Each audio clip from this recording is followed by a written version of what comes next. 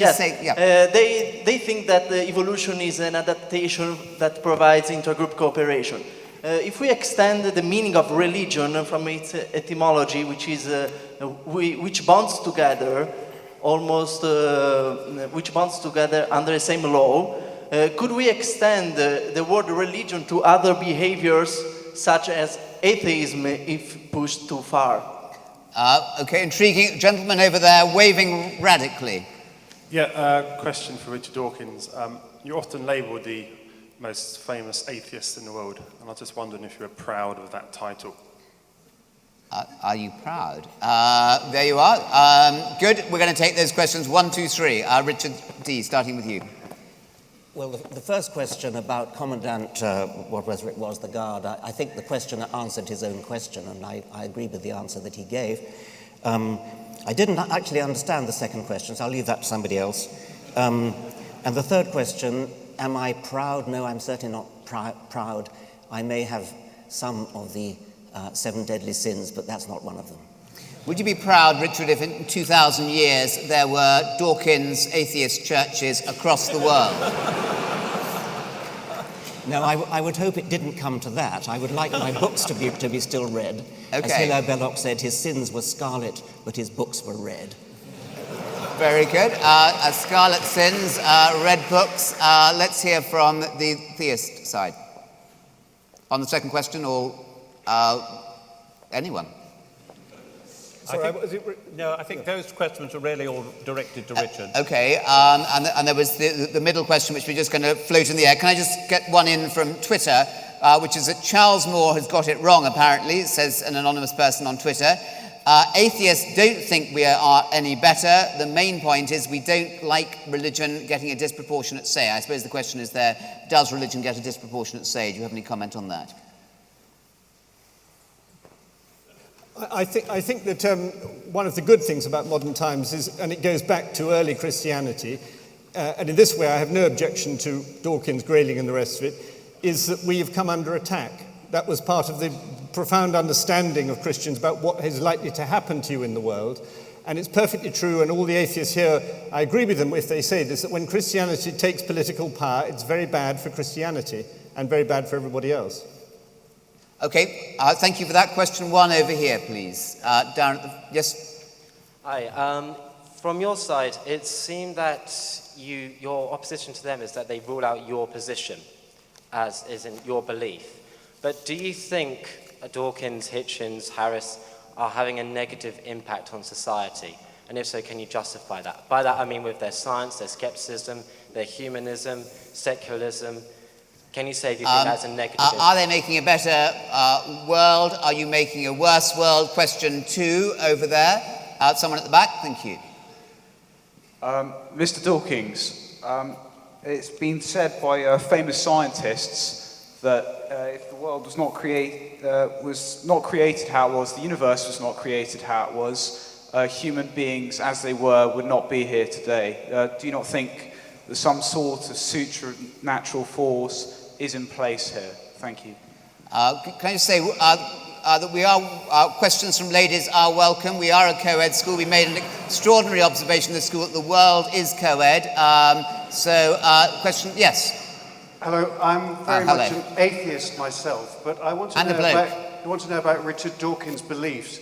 Does Richard Dawkins believe that Christianity and other religions have had an enormously beneficial effect on society and on individuals for thousands of years, and that when a vicar stands up in church and says he believes God's telling us, he's using it as a metaphor to teach people how to behave well in society? Does he believe those things? Because if not, then I think he is a fundamentalist. Okay, let's just begin over here then. On balance, even though I've worked out that you guys don't believe in God, do you think that the world, on balance, is better for 2,000 years of Christianity and 4,000 years of Buddhism and Hinduism? Well, I take it that the great classical tradition, which lasted right up until about the 4th century AD, nearly 1,000 years, and from which Christianity gets most of its ethics. I mean, you have to remember that the ethics of the New Testament, which says, give away all your money, don't take any thought for the morrow, repudiate your family if they don't agree with you, is pretty well unlivable other than by monks and nuns. And that it was so because, of course, they thought the end of the world was just about to come. And when after a couple of centuries, they were, looking at the watch, and they thought, well, we better have slightly richer ethical resources than just those because they're not very practical. And so they borrowed them wholesale from the classical tradition, mainly from Stoicism. I can give you a seminar on this if you're prepared to wait afterwards. And that, most of what we think of as the ethical benefit comes from that source, from the classical source. Richard Harries mentioned the great art and music which has been inspired by Christianity. And that phrase, that inspired by Christianity, I'm certain is true for people like Bach and many others who really were inspired by their faith. But I'm also sure that most artists and composers were, like the rest of us, people who had to eat. And the church was the major commissioning agent at the time.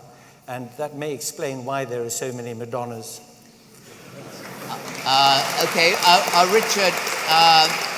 Richard, on balance, and a yes or no answer here, would the last 2,000 years have been better in Western civilization with no Christianity? Yes. That was a yes. That was a yes. I'd like to take up one of the other questions I made, where I think the question was whether the new atheism has having a negative impact on society. I think that was the question that I picked. And I would actually, funnily enough, say I don't think it is, because for too long religion has claimed the moral high ground, and I think the new atheism, in attacking religion from a moral standpoint, is quite right to do so, because there's a very great deal of bad religion around and they're right to criticize it. But they've slipped into this new intellectual fundamentalism by claiming the intellectual high ground. They now call themselves the Brights. And once when I tackled Anthony Grayling with that, he looked a bit sheepish, as though he'd been rumbled. Yes, he did think himself one of the new breed of the Brights. And talking about bright, do you remember your voting slip here? The bright red for and the plain white against. Just bear that in mind. We're going to take a question. Or do anyone want to come back on any of those, the last three? Done. Let's take a question at the back, please. There's a lady here. There's a lady. Thank you. Hello. Thank you very much. Hello. How can you advocate the fact that my child could have an entirely different education to their neighbour just because they've gone to a faith school? And how can you ethically advocate that I will be governed by laws that I don't believe in because I'm a secular humanist? Thank you for that. Second question at the back and the third one down here. Good evening. In September this year, the Catholic Church published a report to the United Nations, and in that report they said that only 1.5% to 5% of Catholic clergy are engaged in child